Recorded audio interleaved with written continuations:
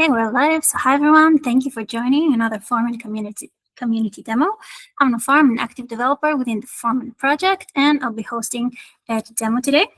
And as usual, we have some updates to share with you and some new things we've been working on. Yes, for any questions or comments, feel free to reach out to us at the Foreman group chat on Metrics, or during the demo, you can also use the Google chat here. Okay, this is our agenda for today. I see, yeah, now it's refreshed. Yeah, so we have one topic I would like to present about increasing participation in the demos. And then we have a few more demos, and then documentation updates from Aneta. So that's all for today. So I guess we can get started. Just a sec. Something's not working right with my screen sharing. Should I start or do you want to go first? Oh, sorry, I want to go first. I don't know why you're not able to see. Wait, let me. Oh, okay. Sorry, my bad. Yeah, the order is not right. Okay, sorry. So this is the topic I wanted to present. Sorry about that, my bad. Okay, so I'll start. I wanted to share an idea for our community demos and get the community feedback. So we've been thinking about ways to make the demos even more engaging and create more opportunities for different contributors to present the work. And one idea was to encourage broader participation with more people rotating through the demo participation. So this is one thing our Foreman teams will be working on. And I just wanted to mention that these presentations, they don't have to be limited to new features. Okay, you can also demo a bug fix, an interesting test case, a developer-focused demo that we have many times. It can be tooling or workflow improvements. It can be basically anything else that might be useful to the community. And besides that, another idea we had was to prepare a list of possible demo topics in advance. So contributors who want to present can choose something from that list if they'd like. So even if you don't have anything at the top of your head, something you've been working on, you can still choose from the list. So to help keep ideas flowing, we'll also start sending weekly reminders to add topics for upcoming community demos. So it's just a reminder if there's anything you've been working on in the past few weeks, you can always add it because our community demos are every 4 weeks. So maybe sometimes you forget about something you've worked on in the beginning of the month. So we'll send the weekly reminders. And I also shared a post about it, so you can find it in today's agenda. And I'd love for people to add topics they're interested in seeing there. And if you prefer, you can also DM me directly with ideas or suggestions as well. Yeah, and if you have any feedback or anything you would like to add about this, feel free to speak up. If not now, you can also add it to the post I sent. Actually, I can also send it here in the Google chat. I'll use it. Yeah, and we can also get back to it later. So if anything comes up during the demo, you can speak up. And that was all from me. Yeah, so I guess we can move on to our next topic. Yeah, Ladislav, finally, it's your turn to present the new feature you've been working on. Hey, everyone. Can you see my screen? Yeah. Good. So, hello, I'm Ladislav and I would like to present my first developer contribution to the Foreman. And it's a feature that's been missing to the new all hosts page, which is already default one, which was present in the old all host page UI. And it's the feature of managing the notifications for a host. So let's first see how it was before. Before, in the legacy UI, which you can see now, users could select the host and disable or enable notifications with this modal. They could check that they have the notifications enabled by accessing the edit of the host. And here they could see enabled if it's true or false with this checkbox. But it was missing from the new all host page. So that's what I added in this PR. This PR added new API put endpoint bulk manage notifications, which enables users to bulk users to set enabled attribute to true or false for bulk of hosts. So this is the implementation of the endpoint. And here, users in the UI can access it by, again, selecting some host in the new all host page. And here in the kebab dropdown, they can manage notifications. It will open a new modal where the users can select enable or disable for their notification of the selected hosts. Also, there is a new explanation edit that what exactly the notifications are, because previously it was not well explained. So notifications are email notifications from the host, which are sent when the host reports a configuration error via Puppet, Ansible, or some other configuration management tool. So with this new model, users can enable the notifications. And what was also changed was the wording on the edit page. I showed you before with better explanation again. So now it says that notifications are enabled and that we are sending email notifications. Before it was saying just this. So this is how it looks in UI. And I also have a little functionality demo here, where I have a API test which submits a config report with error. And for a host, we have notifications enabled here. And when we submitted the config report with error, and we check the mailbox on the host, we can see that we received the email with the mentioned failure. And then if we proceed to disabling the notifications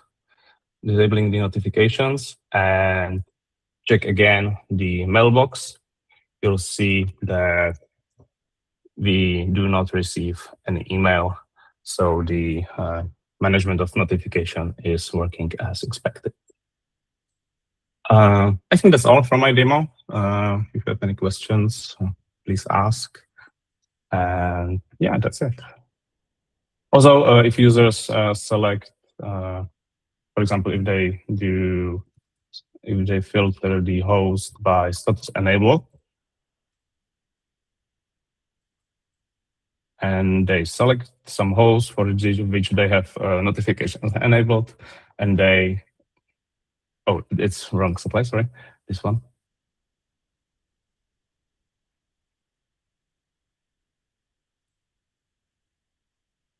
Come on.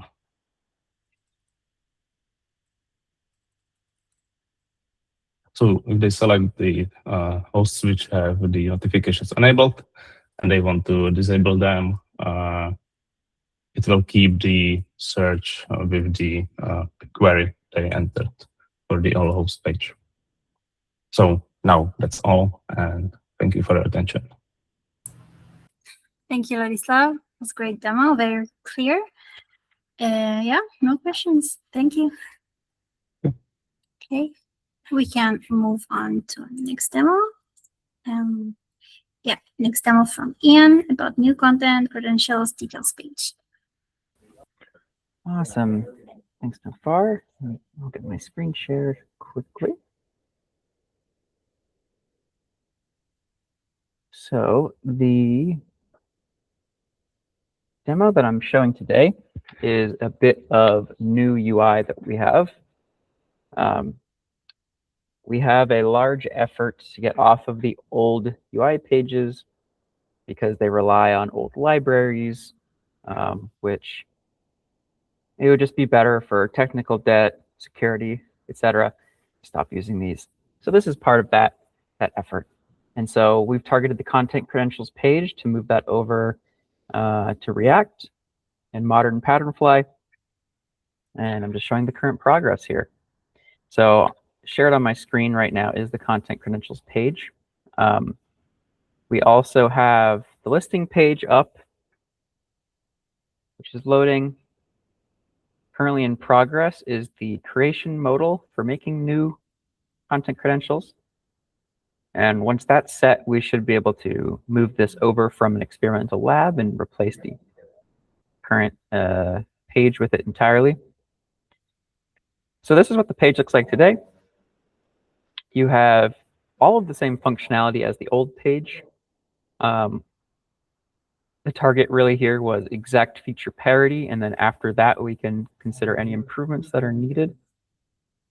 There are a couple things that are improved just a small bit, like choosing a file. It's one button instead of two like before. Very, very small things like that. But just like the old page, you can see products, repositories, and also alternate content sources that are linked up to this content credential. You can edit the content credential, and then you can upload a file.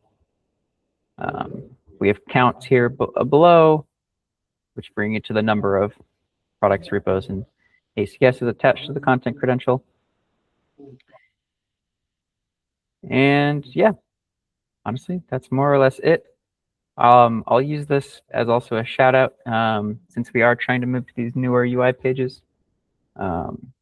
If anyone sees a page and they go, hey, I'd like to try converting that to React, I would say just drop a line on our matrix chat so we can see if there's anyone currently working on it. There's also there are some threads on the community forum about this effort, particularly the move to Patternfly 6. So feel free to jump in on those threads as well if you're interested in helping out. That was it. Thanks a lot, Ian. Yeah, and for the next demo, actually, it's going to be connected to what you just said, because I'm probably going to show some pages that are not written in React, and we should work on them. Yeah, so for me, I'm going to show how we fix the host pagination when we filter a host by the port origin. So let me change. Yeah, good. You can see my entire screen sharing. Okay, so let's start by presenting the problem we're trying to solve here. So again, when filtering hosts by the port origin, the UI displays a wrong number of hosts. So you can see my page. This is the old state before the fix. You can see here, I filtered the host by origin for Puppet. Okay, so that means the report is Puppet type. And you can see here that even though it says that it should display 12 items, it only shows one item. So there's not much the user can do about it from the UI. That's annoying because I guess you would like to see all the hosts with the Puppet report. So this is the old state, and I'm going to show you the new one. So for the new one, if I will filter the reports only Puppet, sorry, I misspelled it. Okay, so you can see now I can actually see the list of all hosts. So it says, let me zoom in, it says displaying 10 hosts, and as you can see, there are 10 hosts in compared to the old state where we didn't have the list of hosts. You only had one of them. Okay, so this is the bug fix. And besides that, I also wanted to show you how the reports can be generated. So let me share my terminal. Okay, so we have the command to generate hosts. This is the first command I used. So you can see here, what we're doing is that we are sending, we're doing a rec task in Foreman to generate the fake report data. This is for testing purposes. And what it does is that it seeds a sample host reports in Foreman. Else, we're passing the parameters. So hosts, you can change it. I decided to have 10 hosts with 10 reports. Each report will have 50 lines, and the origin is Puppet. Here you can see I did the same with the origin Ansible. So let me go back and show you here, for example, how it looks like.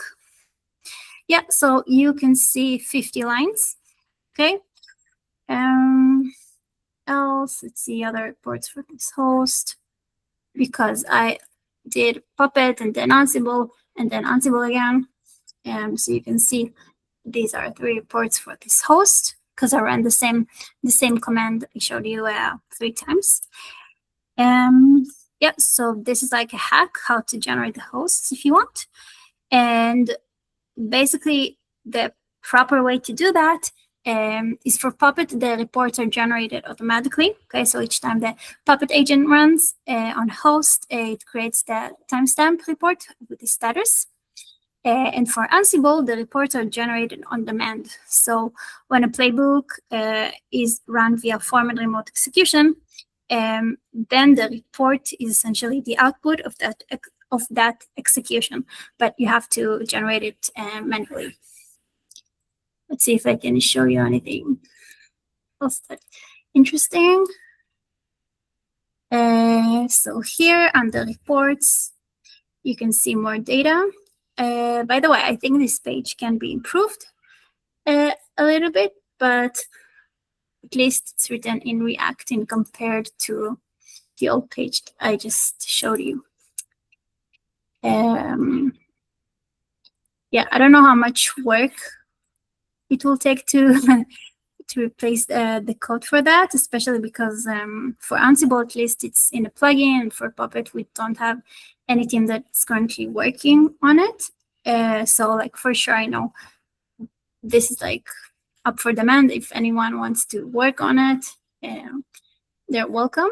Yeah, so I guess that was all for my demo. Yeah, if there are any questions, please let me know. If not, we can continue the demo. Yeah, so this is the last topic for today by Aneta about the documentation updates. Thank you. I'll steal the screen for a while. Yeah, go ahead.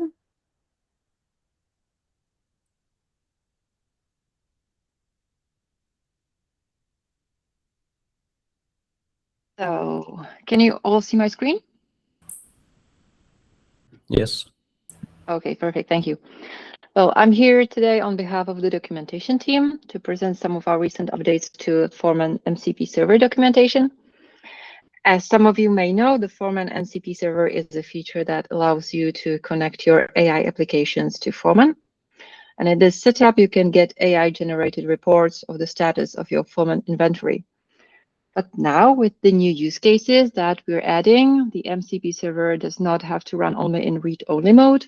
You can also leverage it to apply changes.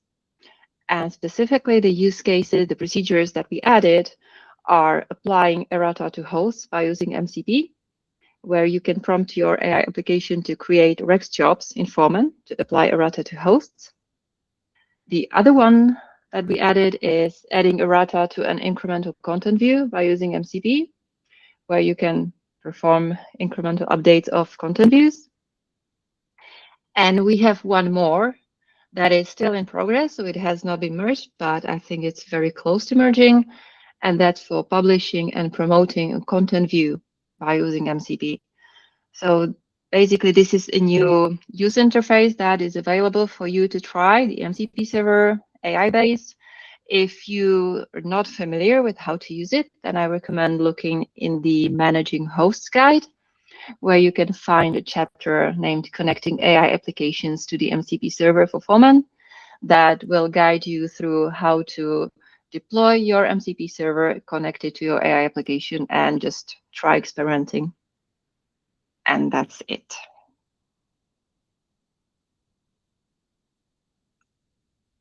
Thank you. Thank you, Aneta. Yeah, I don't see any questions. Yeah, actually that was all for today's demo. Yeah, so the next demo is on May 7th, in 4 weeks from now. Yeah, that was all for today. So thanks everyone. Thank you for the great presentations. Thank you for joining. See you next time. Bye, everyone. Thank you. Thank you all.